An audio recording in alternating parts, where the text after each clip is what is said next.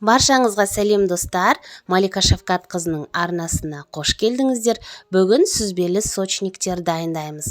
Ол үшін бізге 350 грамм ұн қажет. Ұнға қопсытқышты салып араластырамыз. Сосын бөлме температурасындағы 90 грамм сары майды салып қолымызбен үгітіп аламыз. Үгітіп болғаннан кейін 100 грамм қант саламыз және араластырамыз. Сосын оның үстінен бір жұмыртқа және 100 грамм 15-20% қаймақ салып қамыр илейміз.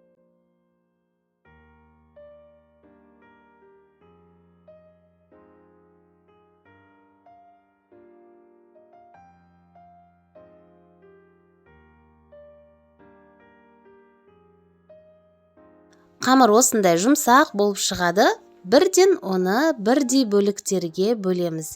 Тоңазытқышқа қоюдың еш қажеттілігі жоқ. Бұл сочниктер жылдам әрі оңай дайындалады. Бірдей бөліктерге бөліп алғаннан кейін дөңгелектеп шығамыз қамырды.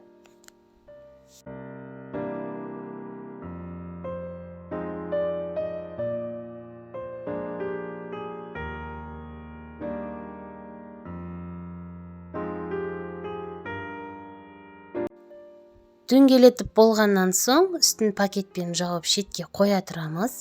Оған дейін салмасын дайындаймыз. Ол үшін бізге 300 грамм осындай жұмсақ, нәзік сүзбе қажет, яғни творог қажет.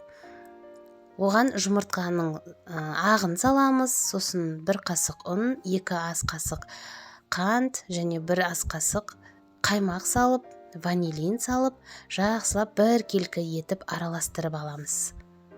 Міне сонымен біздің салмамыз дайын болады. Енді жаңағы қамырларды алып, біртіндеп дөңгелек етіп жаямыз. Жайып болғаннан кейін әрбір қамырға 1 ас қасық салмасынан салып, видеода көрсетілгендей етіп, үстін жауып қоямыз. Барлық сочниктерді дәл осылай дайындап аламыз. Оның шет-шетін басудың қажеті жоқ. Сосын пергамент төселген противеньге салып, міндетті түрде бетіне жұмыртқаның сарысын жағамыз.